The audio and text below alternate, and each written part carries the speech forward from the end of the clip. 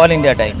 નમસ્કાર દર્શક મિત્રો, નર્મદા જિલ્લાના વિકાસ માટે કેન્દ્ર અને રાજ્ય સરકાર તરફથી કરોડો રૂપિયાનું ફંડ ફાળવવામાં આવે છે, પરંતુ સરકારી અધિકારીઓ એજન્સીઓ સાથે મળીને કરોડો રૂપિયાના આયોજન બારોબાર કરી નાખે છે।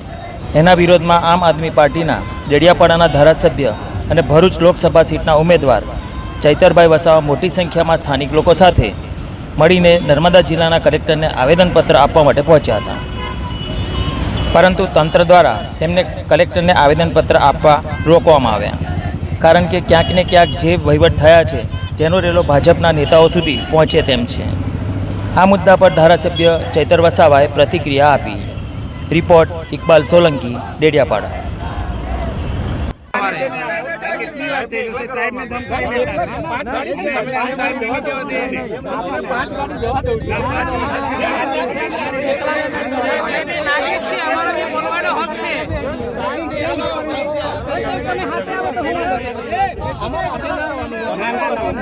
પણ સાહેબ અમારું બજેટ ખોવાઈ ગયેલું છે ને એની વાત છે, અમારે બોલવું પડે। તમે કેમ રોકો છો?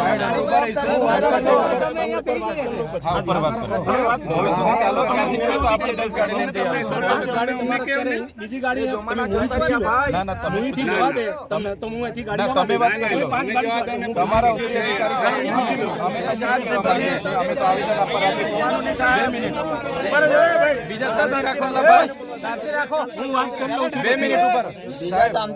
તમારા ઉપરાધિકારી સાથે એવી વાત કરો, અમારી સાથે ચૂંટાયેલા પ્રતિનિધિ, સરપંચ, તાલુકા સભ્ય, જિલ્લા સભ્ય બધા જ છે, તો અમે તો બધા આવેદન પત્ર આપવા માટે જઈએ છીએ।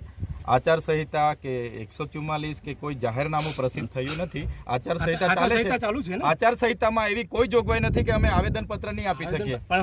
અમે આવેદન પત્ર એવું કોઈ 5 ગાડીનો કોઈ ઉલ્લેખ નથી। અમે 50 ગાડી લઈ જઈને બી આવેદન પત્ર આપી શકીએ છીએ। તેમ છતાં અમે તમને એ વિનંતી કરીએ છીએ કે તમારા ઉપરી અધિકારીને વાત કરો, મોવી ઉભા રહીએ, મોવી ચર્ચા કરી લઈએ। આ રોડ છે, રોડ પર ટ્રાફિક થશે, એના કરતા ત્યાં આપણે જરા સાઈડમાં કરો બધા।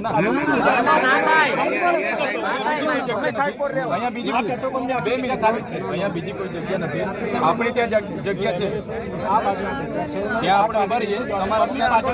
તમે પણ સાથે ચાલો, તમારા ઉપરી અધિકારી વાત કરી લો ને, વાત કરી લો। તો અમે તો જવાના છે, તમારી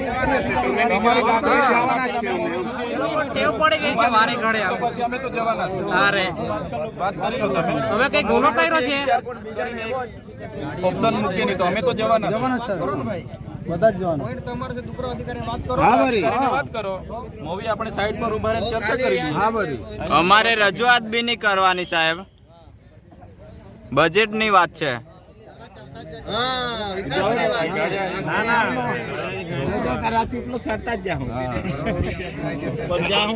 आपण रोड पर सामना अधिकारी बीजान दिन